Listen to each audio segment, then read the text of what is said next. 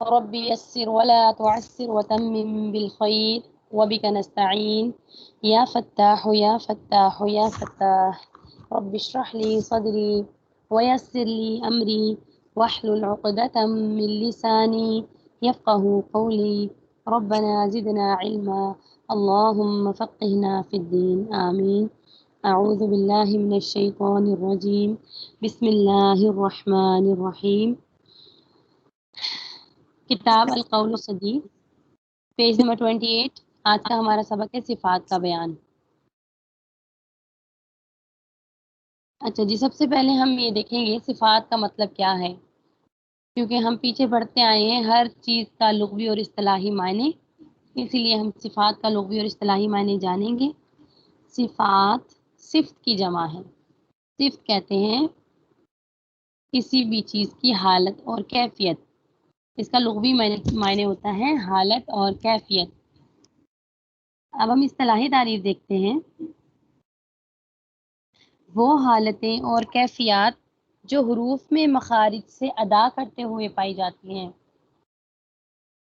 ہمیں پتہ یہ چلا جب ہم کوئی بھی حرف بول رہے ہوتے ہیں تو اس کی ادائیگی کے دوران اس لیٹر کی کیا کیفیت ہوتی ہے، اس کی کیا کنڈیشن ہوتی ہے، اس میں کس قسم کی آواز ہوتی ہے، کچھ خاص چیز ہوتی ہے، کچھ عام چیز ہوتی ہے۔ جیسے ایک انسان ہے، وہ بہت آپ یوں کہہ لیں کہ میٹھا بولتا ہے، اس کے بولنے میں بہت مٹھاس ہوتی ہے، تو جب وہ بول رہا ہوتا ہے اس وقت ہم اس کی حالت یا کیفیت کو دیکھتے ہوئے ہم جج کرتے ہیں کہ اس کے اندر صفت اچھی ہے یا بری ہے۔ صفات دو طرح کی ہوتی ہیں نا، اچھی بھی ہوتی ہیں اور بری بھی ہوتی ہیں۔ تو انسانوں میں تو ہم یہ چیز جج کر لیتے ہیں، کسی کے بولنے سے، کسی کے چلنے سے، کسی کے اٹھنے بیٹھنے سے، اوڑھنے بچھونے سے ہم لوگ انسان کے بارے میں اس کی صفات پہچان لیتے ہیں۔ یہ اتنا میٹھا بولتا ہے، کتنی اچھی عادت ہے، یا فلاں شخص جو ہے وہ اس کی عادتیں اچھی نہیں ہیں۔ تو وہ ساری کی ساری جو حالتیں اور جو کیفیات ہوتی ہیں نا، ان کو صفات کہا جاتا ہے۔ تو کیونکہ ہم لیٹرز پڑھ رہے ہیں، عربی لیٹرز، حروف تہجی پڑھ رہے ہیں، اس کے بارے میں سیکھ رہے ہیں، تو یہاں پر ہم کیا کہیں گے صفات کے بارے میں کہ وہ حالتیں اور کیفیات جو حروف میں مخارج سے ادا کرتے ہوئے پائی جاتی ہیں۔ کسی بھی حرف میں اس کے مخرج سے جب وہ نکل رہا ہوتا ہے تو اس میں کیا حالت ہوتی ہے اس کی۔ فار ایگزامپل میں بول رہی ہوں قاف، تو مجھے کون بتائے گا اس کے اندر کون سی حالت ہے اس کی۔ میں نے اس کو بولا، یہ مخرج سے نکلا، تو اس میں کیا حالت پائی گئی، اس کی کیا کیفیت تھی بولتے وقت، کوئی بتا سکتا ہے؟ جی یہ اس کو یعنی موٹا پڑھنا تھا نا، تو موٹا ہے یہ اس کی صفت ہے۔ اب یہ موٹا آواز جو آپ نے موٹی سنی ہے نا، یہ اس کی صفت ہو گئی۔ اب میں کہتی ہوں با، با کے اندر کون سی حالت ہے؟ با جو ہے یہ دونوں ہونٹوں کو ملا کے پڑھتے ہیں نا۔ نہیں مخارج نہیں، آپ مجھے صفت کے بارے میں بتائیں۔ اب جیسے آپ نے قوف پہ پہچان لیا وہ موٹا ہے، اب با میں ہم کیا پہچانیں گے؟ یہ باریک ہے، یہ باریک ہے بالکل۔ ہاں اب میں کہتی ہوں سین، اس کے اندر کون سی حالت تھی اس کی جب میں نے بولا؟ اس کی سیٹی ہے نا، سیٹی کی آواز تھی، اس کے اندر سیٹی کی آواز تھی، اور یہی اس کی صفت ہے۔ اب میں کہوں ایک لفظ جیسے سا، سا، اس کو بولتے وقت نرم حروف ہے نا، نرم، یہ نرم ہے، یہ اس کی صفت ہے، ٹھیک ہے، یہ اس کی صفت ہے۔ تو لغوی تعریف ہم نے کیا سیکھی کہ صفات صفت کی جمع ہے، اور لغت میں اس کی تعریف کیا ہے کہ حالت اور کیفیت، دو الفاظ میں ہم نے بول دیا، حالت اور کیفیت۔ صفات کا مطلب ہوتا ہے حالت اور کیفیت۔ اصطلاحی معنی کیا ہو گئے کہ وہ حالتیں اور وہ کیفیات جو حرف میں مخارج سے بولتے وقت، ادا کرتے وقت پائی جاتی ہیں، وہ صفات کہلاتی ہیں۔ آج ہم سیکھیں گے صفات کے فائدے، ٹھیک ہے۔ صفات کے 3 فائدے ہیں ہمیں ہوتے ہیں۔ پہلا فائدہ کیا ہوتا ہے کہ جن حروف کے مخارج ایک جیسے ہیں، ہم صفات کے ذریعے سے ان میں فرق کر سکتے ہیں۔ مثلاً تا اور تو جو ہے یہ ہم مخرج ہیں، تا بھی وہیں سے نکلتا ہے اور تو بھی وہیں سے نکلتا ہے۔ اسی طرح سے ذال اور ضو یہ ہم مخرج ہیں۔ اسی طرح سے سین اور صاد ہم مخرج ہیں۔ تو جب ہم ان کے اوپر زبر لگا کے بولیں گے तो हम ता नहीं बोलेंगे, हम बोलेंगे ता पो।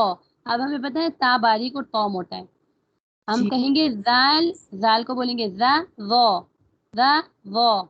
हमने मखरिज सेम होने की वजह से उनकी सिफात के साथ उनमें फ़र्क किया है, वो एक बारीक और एक मोटा।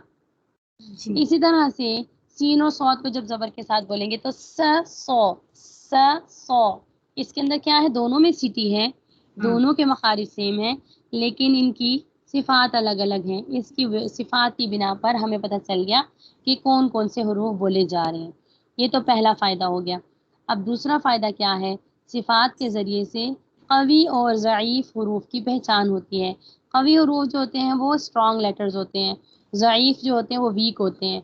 तो हम सिफात के ज़रिए से ये चीज़ पहचान सकते हैं कि कौन से हरूफ स्ट्रॉन्ग हैं, कौन से हरूफ वीक हैं। ठीक है। अच्छा, नंबर 3 पे हम देखते हैं, सिफात के ज़रिए से ही हरूफ की सही अदायगी और ख़ूबसूरती होती है, और अरबी ज़ुबान की यही खूबी है कि हम सिफात के ज़रिए से लेटर्स में डिफरेंस कर सकते हैं। ये 3 फ़वाइद हमें हासिल हो गए। आज हम मुख्तसर सा सिफात का जो है छोटा सा उसके बारे में जान लेते कि कितनी किस्म की सिफात होती हैं। डिटेल हम इंशाल्लाह नेक्स्ट लेक्चर में शुरू करेंगे। सिफात जो होती है ना, दो तरह की होती हैं। मेन जो मेन इसकी जो है ना कह लें कि मेन ब्रांचेस हैं, सिफात लाजिमा और सिफात आर्जा। पहले हम ऐसा करते हैं, इन दोनों के दरमियान में जान लेते हैं फ़र्क क्या है, और इनकी तारीफ जान लेते हैं, लाजमा कौन सी होती है और आर्जा कौन सी होती है, और इनके अंदर क्या क्या फ़र्क होता है। सिफात लाजमा जो होती है ना, वो होती हैं जो लाजिम से मतलब ये होता है कि वो नेसेसरी है ना, तो लाजिमा वो होंगी जो हर हाल में पाई जाती हैं। और आरिजा से हमें पता चल रहा है, आरिजी तौर पे जो चीज़ होती है वो क्या होती है, टेम्परेरी होती है, वो हमेशा तो नहीं होती ना। कभी होती है कभी नहीं होती। हाँ, किसी को आर्जी जॉब पे रखेंगे तो वो क्या होगा, कभी भी निकाल सकते हैं उसको वहाँ से। तो सिफात आर्जा जो होती हैं वो कभी पाई जाती हैं और कभी नहीं पाई जाती। इनके नामों से ही हमें आगे इंशाल्लाह इनके बारे में सारी मालूमात हासिल होती रहेगी। अच्छा, नंबर 1 हमें क्या फ़र्क पता चल गया, सिफात लाजमा हर हाल में होती हैं और सिफात आर्जा कभी होती हैं कभी नहीं होती। दूसरा हमें फ़र्क क्या पता चल गया, सिफात लाजमा तमाम हरूफ में पाई जाती हैं, क्योंकि वो लाजमी है ना, इसलिए अलिफ से लेकर या तक के जितने हरूफ हैं उन सब की अपनी अपनी सिफात लाजमा होती हैं। और सिफात आर्जा जो होती हैं वो चंद हरूफ में पाई जाती हैं, सारों में नहीं। उन चंद हरूफ में भी वो किसी ख़ास कंडीशन में होती हैं। ठीक है, हमेशा नहीं होती, उन चंद हरूफ के अंदर भी हमेशा नहीं होती हैं। जी सिफात लाजमा में गलती करने को लहने जली कहते हैं। हमने लहने जली और लहने खफी का टॉपिक पढ़ा था ना। जी लहने जली जो होती है वो हराम गलती होती है, तो सिफात लाजमा में गलती करना लहने जली कहलाता है, और सिफात आर्जा में गलती करने को लहने खफी कहा जाता है। अच्छा, उसके बाद हम देखते हैं सिफात लाजमा जो होती हैं वो किसी भी रीज़न की मोहताज नहीं होती। ठीक है, उनको किसी की साथ की ज़रूरत नहीं होती, उनको किसी की मदद की ज़रूरत नहीं होती। सिफात लाजमा किसी सबब पर मौकूफ़ नहीं होती हैं, जबकि सिफात आर्जा किसी सबब पर मौकूफ़ होती हैं। उनके लिए कोई ना कोई उनकी रीज़न होनी चाहिए। इन सिफात के आने के वक्त कोई ना कोई कंडीशन ऐसी होनी चाहिए कि वो सिफात अदा की जाए, अदरवाइज़ वो जो है ना वो नहीं बनती फिर सिफात। तो हमें 4 फ़र्क पता चले सिफात लाज़िमा और आर्ज़ा के। तो आप लोगों ने क्या करना है, सिफात का बयान जो है वो लिखना भी है। सिफात के बयान में उसकी तारीफ़ लुग़वी और इस्तिलाही, और उसके बाद सिफात के पढ़ने के फ़ायदे लिखने हैं। उसके बाद सिफात लाज़िमा और आर्ज़ा में फ़र्क आपने 2 कॉलम बना के लिखने हैं।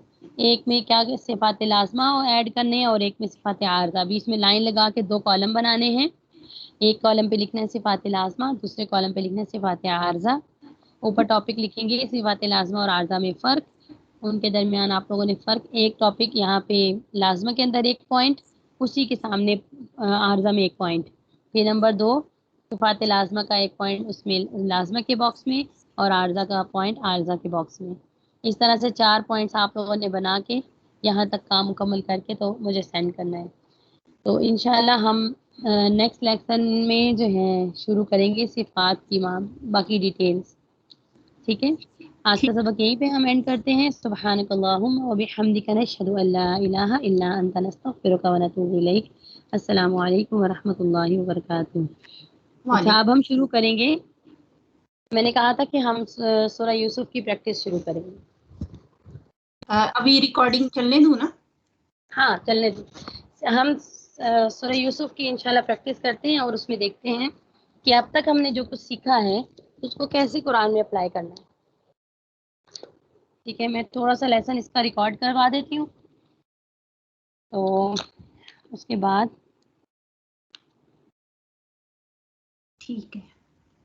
سورہ یوسف ہے سورہ یوسف 15ویں پارے میں 13 میں 13 میں 13 میں 12 میں 12 سے اسٹارٹ ہوگی.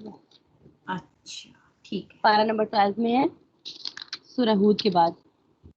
ٹھیک ہے. اعوذ باللہ من الشیطان الرجیم. بسم اللہ الرحمن الرحیم. الف لام را تلك آیات الکتاب المبین. إنا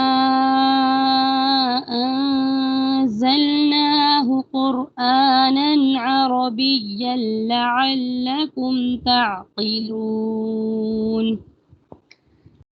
نحن نقص عليك أحسن القصص بما